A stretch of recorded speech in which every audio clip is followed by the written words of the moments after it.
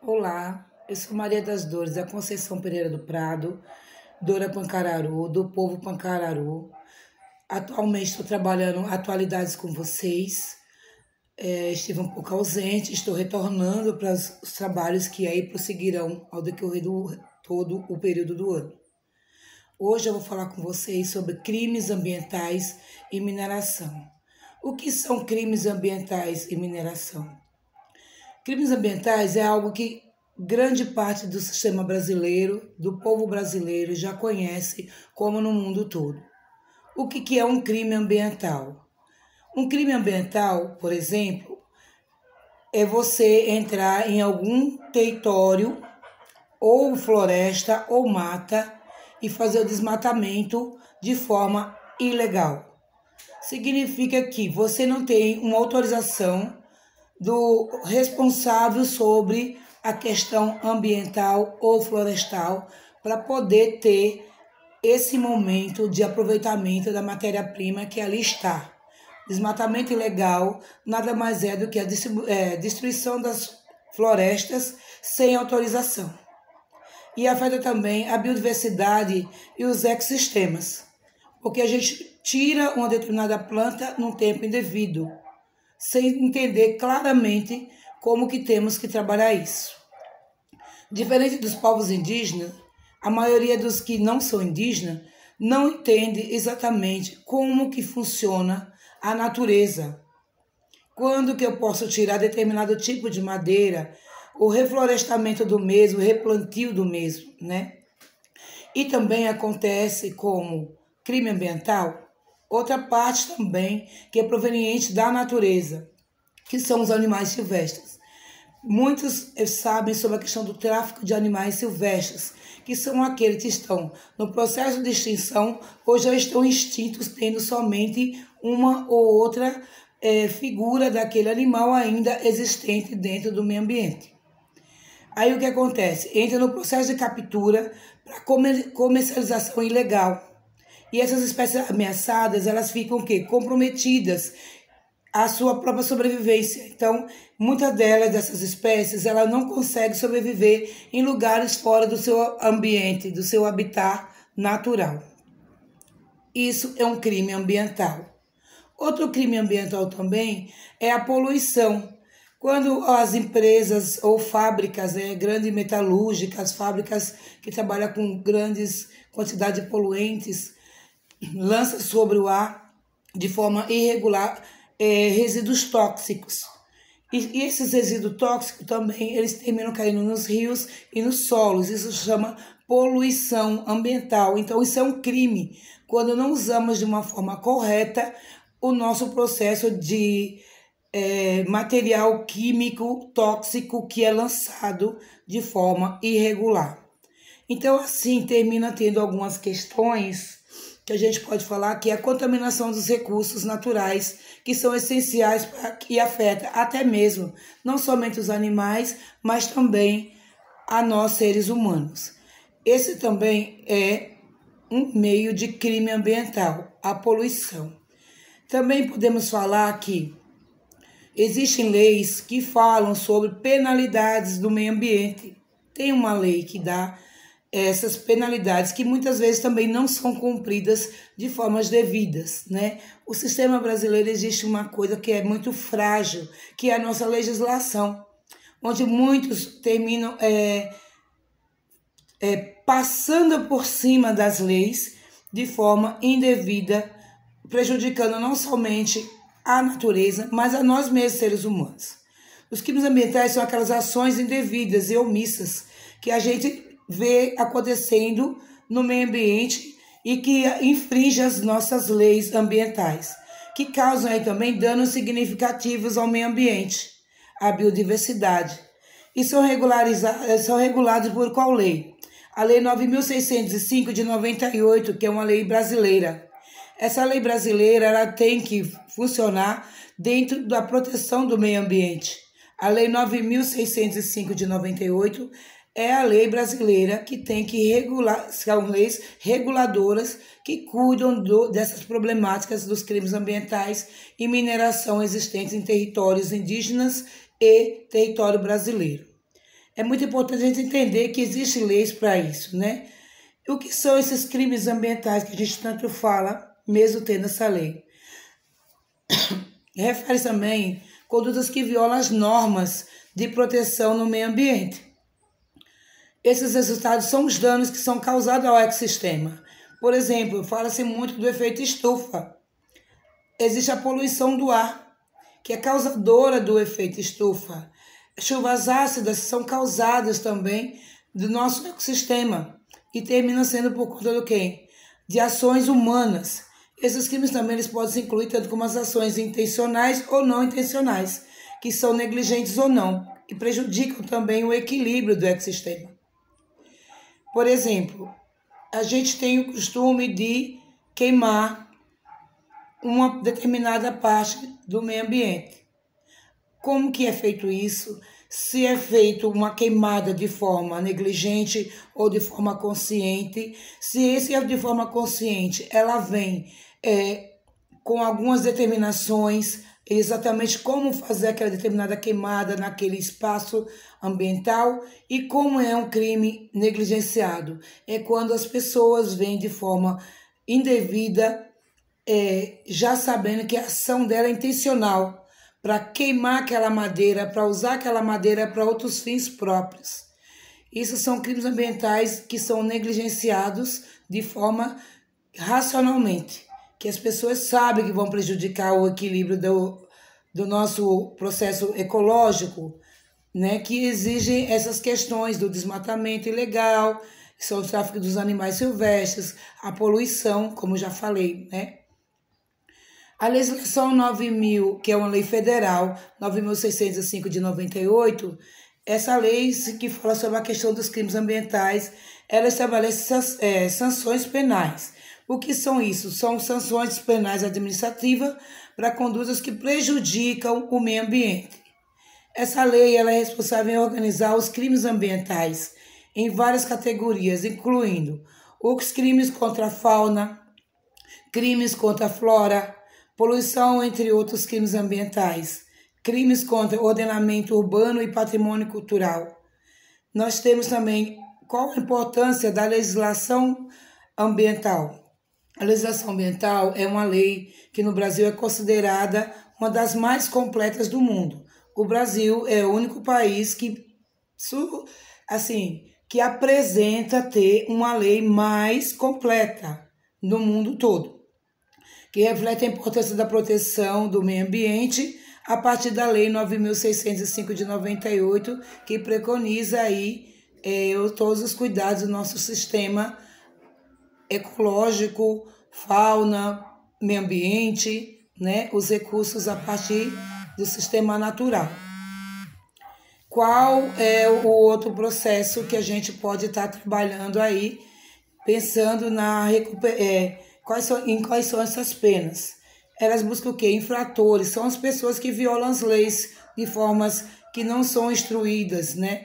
De forma que vão prejudicar a todo o ecossistema, tanto como a gente está hoje, com esse processo de alagamentos, as geleiras desfazendo-se, o meio ambiente contaminado, chuvas ácidas, né? Poluição do ar, entre outros fatores que buscam aí a lei promover conscientização e educação sobre a preservação do meio ambiente. Essa lei está aqui para isso, para buscar conscientizar as pessoas dentro do processo educacional sobre a preservação do meio ambiente.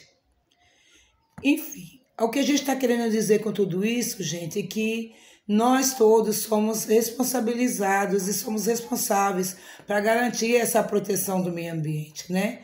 Os crimes ambientais é uma preocupação muito crescente dentro do nosso sistema brasileiro, que tem o processo dos madeireiros aí, né, que violam o processo da lei federal, que roubam madeiras em territórios indígenas e não indígenas dentro dos espaços culturalmente dito patrimônio brasileiro, madeiras raras, né, entre outras plantas que existem dentro do nosso sistema de floresta. Então, como existe essa questão da preocupação crescente, a legislação brasileira busca garantir a proteção do meio ambiente e a responsabilização dos infratores, promovendo um futuro sustentável para as próximas gerações. O que a nossa lei está querendo fazer? Garantir as vidas futuras com mais saúde e mais qualidade de vida, né? Tanto para o meio ambiente quanto para nós seres humanos e os nossos entes que virão aí, né? É interessante dizer que esse ano de 2025 foi aprovada em Viena pela Comissão de Prevenção de Crimes e Justiça de Crimes das Nações Unidas, a resolução proposta pelo Brasil sobre o combate aos crimes ambientais. A proposta ressalta a necessidade das ações formarem ações conjuntas para combater os crimes contra a vida selvagem, procurando fortalecer significativamente os mecanismos que legalmente, de formas legais e de formas internacionais para o combate do tráfico de animais silvestres, desmatamento ilegal, poluição que é transfronteiriça, que entra as fronteiras, não é somente no nosso país Brasil. E essa iniciativa ela foi aprovada por 192 países dentro do processo da Comissão de Viena. E agora, desculpem, agora em maio de 2025. É muito importante ver que o Brasil está buscando meios de como, junto, não somente os povos indígenas, terem aí a responsabilidade de garantir um futuro com mais saúde, com mais qualidade de vida ambiental e animal, né? Promovendo uma flora, uma fauna que seja sustentável e garanta o nosso processo de continuidade de seres humanos, né? Vamos falar um pouco sobre a mineração em terras indígenas, que são os desafios no Brasil hoje. Nós sabemos que nós, povos indígenas, ocupamos terras ricas em minérios e a gente vem lutando para proteger os nossos territórios. Proteger do quê? Da exploração descontrolada, que muitos mineradores entram e ali muitos de nós, povos indígenas, não somos coitados, e sim somos pessoas também que somos sábias e muitos possuem conhecimento. Porém, ainda existe os nossos parentes indígenas que ainda não têm tanto conhecimento na questão do que é o bom, o ser humano bom e o ser humano ruim, que tenta comprá-los com algo que para para alguns é nada e para alguns ainda é muito. Ou entra de forma irregular dentro dos territórios, ameaçando ou massificando a comunidade de forma com massacres, mortes, entre outras, né? Que existe pressão da exploração desses recursos que tem dentro da nossa cultura, né? Que a gente acha que muitos ainda sofrem. A gente acha não, a gente sabe que existe, né? A pressão pela exploração desses recursos que não leva em conta a importância cultural e a sustentabilidade ambiental que essas terras representam para os nossos povos indígenas, para nós povos indígenas. Muitos acham que a gente usa a água, as nossas rochas, a nossa floresta, só por usar, só para viver daquilo. Não, a gente tem o nosso território, a nossa terra, o nosso meio ambiente como nossa vida. Nós nascemos da terra, para a terra voltaremos. A água é um bem muito importante para a gente, principalmente que nós vemos a natureza como a nossa mãe, a que nos dá vida, a que nos dá ar, a que nos alimenta, a que nos dá continuidade nas nossas descendentes, que aí vem, nas nossas novas gerações, e pensa muito na questão do cuidar do meio ambiente qual estamos. Diferente das pessoas que vivem do agronegócio. Nós, povos indígenas, não vivemos do agronegócio e nem vivemos da exploração do nosso território. Quando tiramos um espaço de floresta para construir algo dentro do nosso contexto cultural, é diferente de tirar para viver financeiramente daquilo. Nós sabemos que tem espaço do nosso povo, que é para o nosso momento espiritual, religioso, para a nossa cultura, para as nossas crianças, para os nossos mais velhos viverem dentro daquele espaço. Então nós temos a nossa natureza, o nosso espaço de território, como se fosse a nossa vida. É a nossa vida, porque de lá nós viemos, para lá nós voltaremos. Então é muito importante ver isso, que tem grandes marcos, né? A Constituição de 1988 foi um marco que garantiu nossos direitos de indígenas nas nossas terras tradicionais. No entanto, permite, em certos casos, exploração de recursos minerais, condicionado à consulta, compartilhamento de benefícios. Mas quem são esses que compartilham os benefícios que são tirados dos nossos territórios? Se fosse nós seríamos ricos, ricos financeiramente. Nós somos ricos de fé nos nossos encantados, na nossa mãe terra, na nossa água, no nosso fogo, no nosso ar e na nossa vida e naquilo que nos dá vida, que é Deus Pai Todo-Poderoso, que é o dono do universo, né? A Lei 6.001 de 1973, é conhecida como Estatuto do Índio.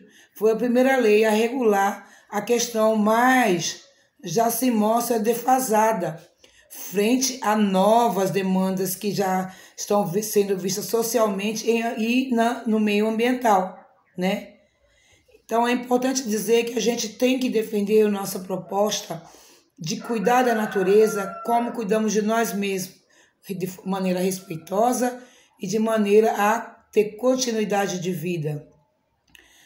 Então é importante a gente saber disso, né? A mineração em terras indígenas traz desafios muito pensando na questão do ambiente e pensando na questão da sociedade considerável aqui, que somos nós que estamos dentro do território.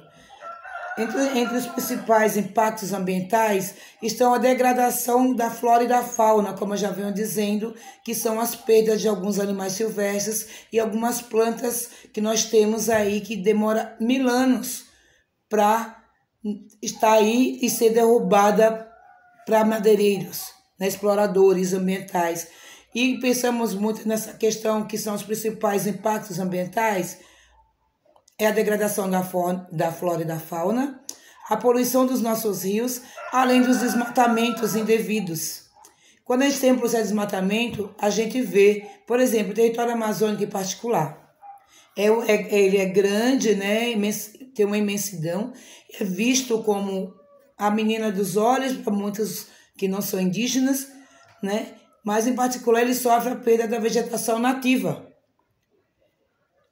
que é essencial para a manutenção do equilíbrio ecológico. Por quê? Como é visto como a menina dos olhos, a pérola dos olhos, né, dos madeireiros, do pessoal do extravismo, né, extrativista, eles terminam danificando todo o equilíbrio daquele processo ecológico, daquele ambiente, trazendo outros prejuízos para outros espaços do território brasileiro e outros espaços do território mundial, né? Porque a gente sabe que a floresta amazônica ela tem uma dimensão que não fica somente no Brasil.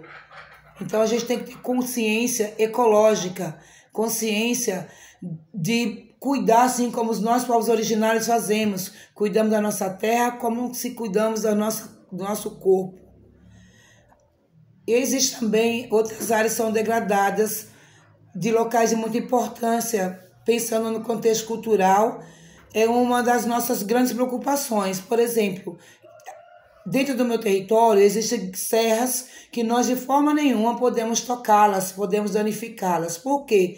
É o Palácio dos Encantados, é onde moram as nossas entidades religiosas, é onde vive a nossa fé, onde vive a nossa espiritualidade, é o que cuida da gente.